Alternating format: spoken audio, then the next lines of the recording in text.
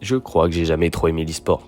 Voir des équipes qui dominent tout le monde pendant 3 ans et qui finissent par se faire remplacer à cause de certaines méta, c'est pas trop mon truc. Malgré tout, je voudrais vous parler d'un domaine bien particulier, les jeux de combat.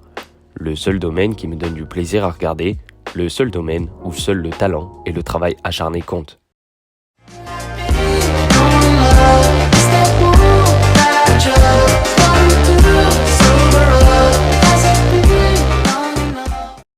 Car les jeux de combat, c'est pas seulement appuyer sur tous les boutons au hasard en espérant faire des combos et toucher l'adversaire.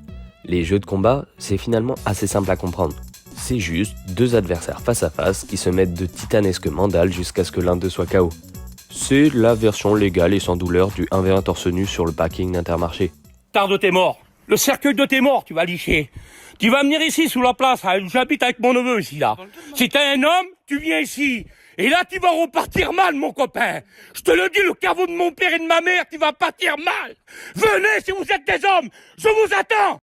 Et bien qu'ils soient faciles à comprendre, ils sont littéralement la définition de la citation « Easy to learn, hard to master » ou en français « Facile à apprendre, mais dur à maîtriser ».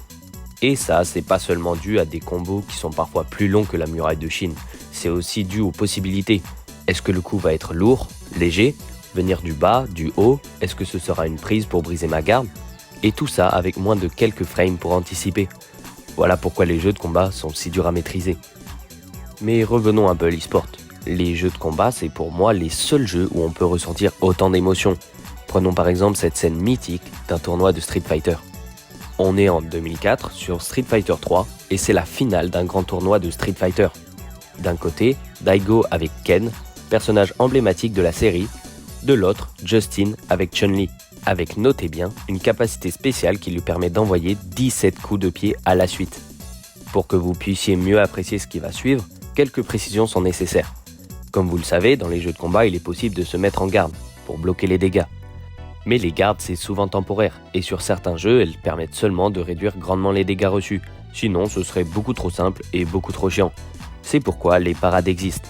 Alors, le principe est simple, mais l'application beaucoup moins. Alors concentrez-vous un peu pour bien comprendre. Pour faire une parade, il suffit de mettre la garde. Jusque-là, rien de bien compliqué. Le truc, c'est qu'il faut la relâcher au moment parfait où le coup vous touche. Pour vous rendre compte, un coup ça prend en moyenne une dizaine de frames, et une frame c'est 16 millisecondes. Et vous ne devez parer que celle du coup qui vous touche. On appelle d'ailleurs cette frame l'active frame, donc la frame qui va vous impacter. Vous devez donc relâcher le bouton de garde dans la fenêtre des 16 millisecondes de l'active frame. Oui, c'est dur et extrêmement précis. Alors, pour les quelques personnes qui vivent dans une grotte, un match de Street Fighter, c'est en 2 rounds. Vous devez donc mettre 2 fois votre adversaire KO pour gagner. Là, ils ont chacun gagné un round, c'est donc le dernier round, le round décisif de la finale.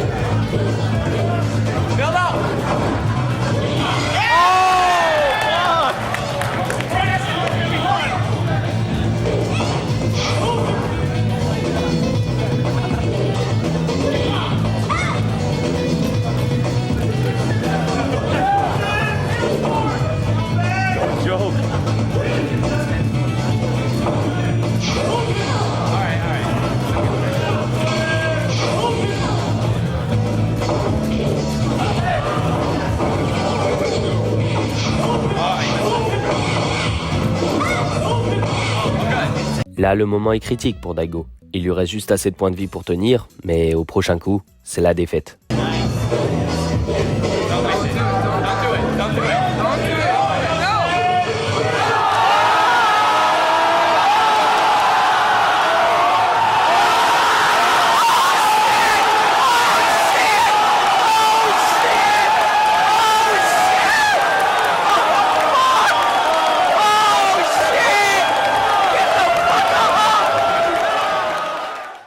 Donc là, ce que vous venez de voir, c'est littéralement ce qui est décrit comme l'un des moments les plus historiques de l'histoire de l'e-sport, et même du jeu vidéo. Bon, je vais faire un petit récap pour les cancres qui n'auraient pas suivi. Ce qui vient de se passer, c'est littéralement divin.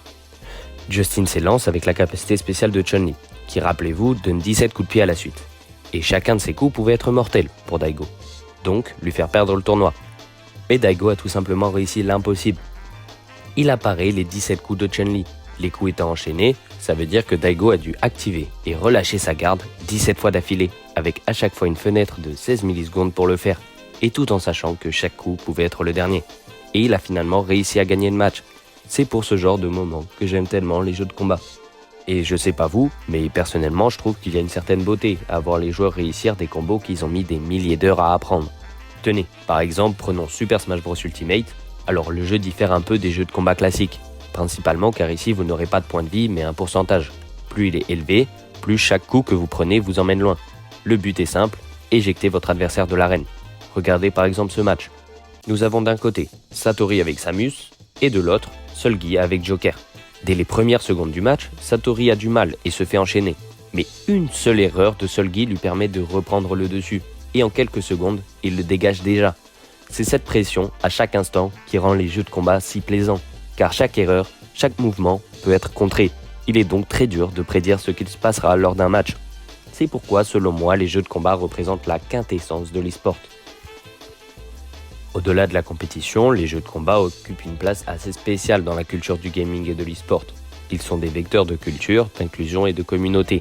Les jeux de combat comme Street Fighter, Mortal Kombat et Tekken ont un héritage qui s'étend sur plusieurs décennies. Ils ont influencé d'innombrables aspects de la culture populaire, des films et des séries, aux bandes dessinées. Des personnages emblématiques comme Ryu, Scorpion, Kazuya sont devenus des icônes reconnaissables même en dehors du cercle des gamers. Cet héritage contribue à la notoriété et à l'attrait des jeux de combat, attirant de nouvelles générations de joueurs et de spectateurs. La communauté des jeux de combat est souvent connue pour sa passion et son engagement. C'est une communauté diversifiée qui rassemble des joueurs de tous horizons et de tous niveaux de compétences. Les événements comme les tournois ne sont pas seulement organisés pour la compétition, mais aussi pour célébrer cette diversité et cette passion partagée. Les tournois locaux et en ligne permettent aux joueurs de se connecter, de partager des stratégies et de s'améliorer mutuellement. Avec l'évolution technologique, les jeux de combat sont devenus de plus en plus accessibles. Les plateformes en ligne permettent aux joueurs du monde entier de s'affronter sans quitter leur domicile. Et les développeurs ajoutent même des options d'accessibilité pour les joueurs handicapés, rendant l'expérience plus accessible que jamais. Alors les jeux de combat ne sont pas seulement un test de compétences techniques, mais aussi une leçon de persévérance. Chaque défaite est une opportunité d'apprendre et de s'améliorer. Les histoires de joueurs surmontant des obstacles pour triompher sont des sources d'inspiration, montrant que, avec assez de détermination et de travail acharné, il est possible d'atteindre des sommets incroyables. Merci d'avoir regardé cette vidéo jusqu'à la fin, j'espère qu'elle vous aura intéressé, et comme d'habitude n'hésitez pas à lâcher un abonnement, un like et même un commentaire, ça me fera toujours plaisir. N'hésitez pas également à me dire quel jeu vous aimeriez voir dans une prochaine vidéo. Et moi je vous dis à la prochaine, ciao.「疲れ